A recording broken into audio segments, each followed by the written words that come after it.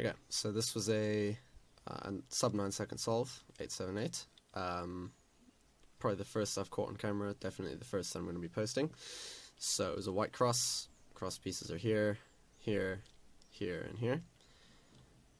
So the blue one's in place, and the green one can go there, and then I can orient both the red and the orange ones while solving that, and then put those two in.